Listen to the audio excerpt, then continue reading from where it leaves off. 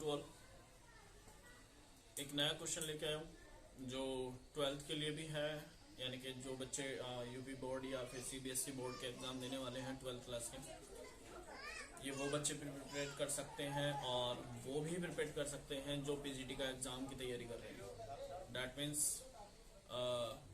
जो हमारा upcoming exam आने वाला है पीजीटी का, उसमें ये आपको हेल्प कर सकता है, क्योंकि ये जो क्वेश्चन लिया गया है ये पिछले पीजीटी एग्जाम में आ चुका है। तो अभी हम इस क्वेश्चन को देख लेते हैं कैसे सॉल्व करना है, इसका कॉन्सेप्ट क्या है। फिलहाल जो क्वेश्चन दिया गया है मैं उसको पढ़ दे रहा हूँ दोबारा। The rate constant for a first order reaction is 60 पर सेकेंड, यानी कि यहाँ पे हमें दिया है रेट कांस्टेंट।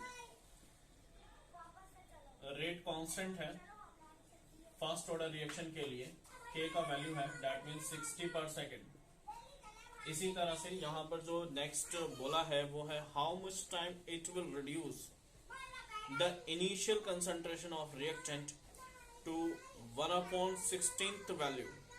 दैट मीन्स ये कितना समय लेगा रिड्यूस होने के लिए, ताकि इसका जो रिडक्शन पार्ट बचे वो फाइनल कंसंट्रेशन से 1/16th पार्ट बचे।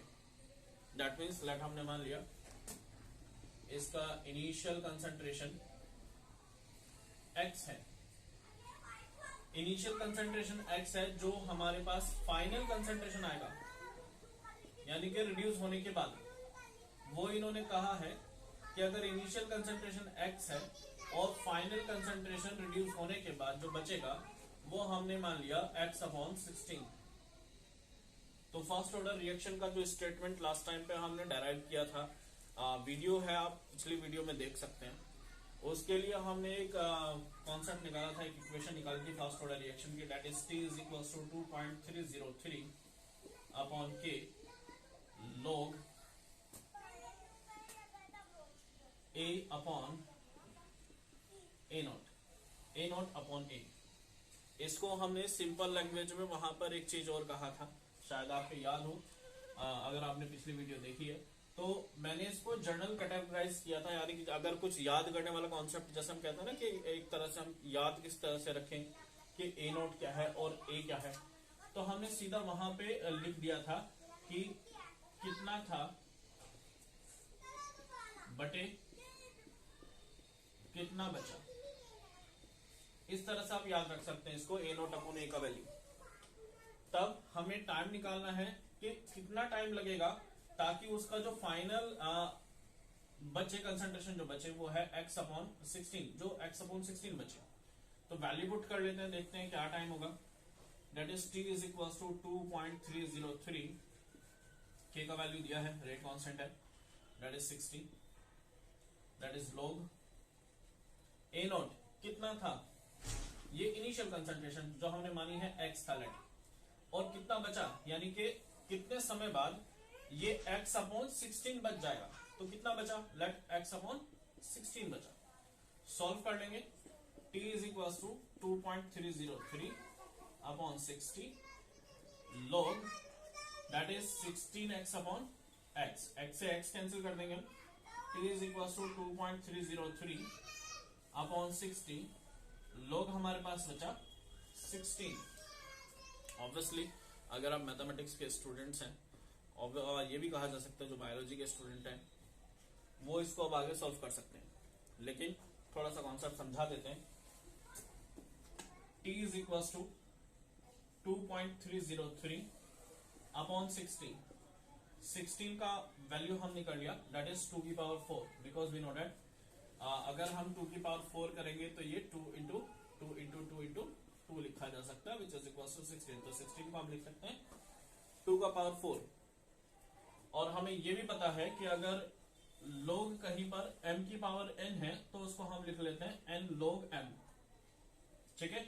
तो यहां पर भी हम वही कॉन्सेप्ट लगा रहे हैं या फिर वही फॉर्मूला लगा रहे हैं log m पावर n का। 4 को हम आगे ले आएंगे।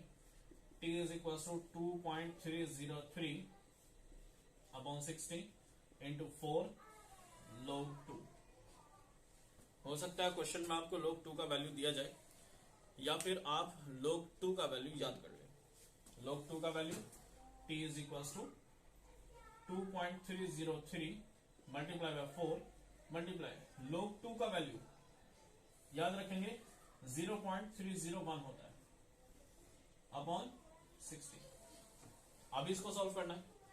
सॉल्व करेंगे तो सबसे पहले मल्टीप्लाई कर लिया 2.303 का 0.301 से, जो होता है 0.693।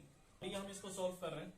सॉल्व करेंगे तो हमने 4 से 60 को कैंसिल कर देना है, दैट इज 0.693 हमारे पास बचेगा, दैट इज अपॉन 15। तो अभी हम इसको सॉल्व कर लेते हैं।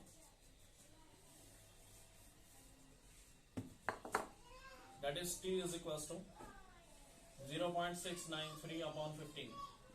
3 के टेबल से कैंसिल कर दीजिए, 3 5 जा 15, 3 2 जा 6, 3 3 जा 9, 3 1 जा 3, which will be t is equals to 0.231 upon 5 and then 0.05, 4 जा 20, 5 6 जा 30 and 5 2 जा 10।